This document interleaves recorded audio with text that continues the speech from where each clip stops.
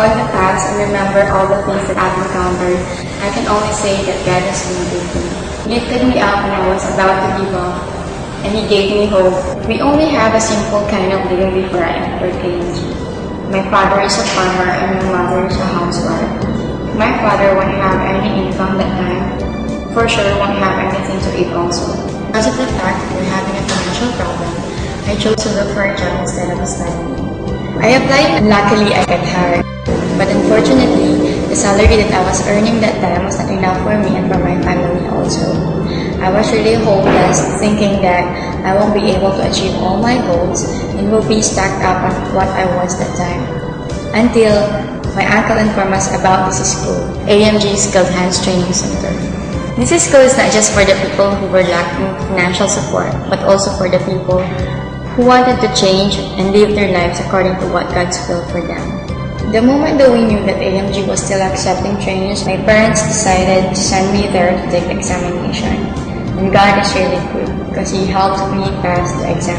I grabbed the opportunity even though I know that there were rules. And take note, those rules can always be the reason why others are not surviving. We are not allowed to go home, we are not allowed to bring cell phones inside.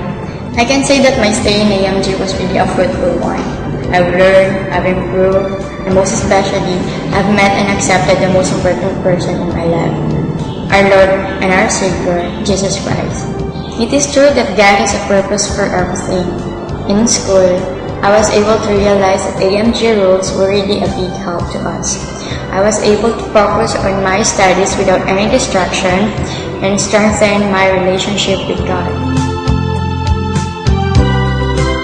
AMG through JVC looked for our company where we could have our on-the-job training, and praise God for allowing us to be a part of Lexmark Research and Development. I became an HR OJT for 10 months, and during my training, I was able to contribute all the things that I have learned from school. And these were the reasons why Lexmark trusted and opened another opportunity for me and to my other schoolmates. The reason why Lexmark trusted us is not just about the skills, but because of the attitude in the workplace. Where they were the very first batch to be very courteous. Every time before they leave the office, they always say, God bless po, or bye po. So it was a wake-up call to the rest of the, not only OJTs, but also to those who were working with Lexmark that, it's good to be courteous with everyone. She's been acknowledged na talagang okay siya sa interpersonal skills niya, kaya nakuha siya talaga ng customer service. Hindi sila parang nagdalawang isip na, si Chris, ano ba yung Chris, no? So when they heard the name Chris Paginto, parang they know, that was the sweet girl with a ready smile. So yun si Chris. And kaya I was confident pag merong may mga employees na nagtatanong, kahit na wala ako sa office, I know na she will be able to handle it. She's a very hardworking person. You never see her complain. And then you always see positive in everything that she's doing. She really loves her work. And no matter how much pressure we're feeling or she's feeling, talagang makikita mo yung passion niya. She wants to be successful. She wants to meet the goal. That's the success story of Chris here in Lexmark. Another opportunity had opened as they hired me as a regular employee. Lexmark picked me to be trained in the US because I am one of the pioneers in our department.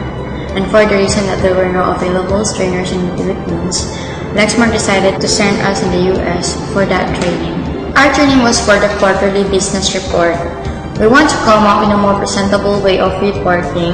That's why Lexmark hired us to make those reports and present those to our customer. I really don't have much expectations.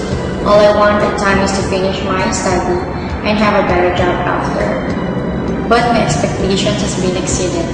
I am now part of one of the multinational company, and it was because of AMG. I'd never asked for this much, but still, God gave me these opportunities because I know and I believe that He wants the best for me.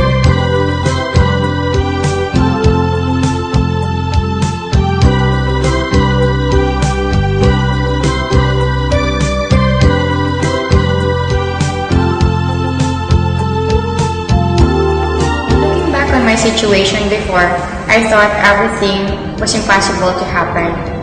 But as you take the road of the Lord, everything would be possible. As what Luke 1:37 says, there is nothing impossible to God. We just need to wait for His time, and most especially trust Him, because truly, His ways are perfect. I am so grateful for all of these blessings.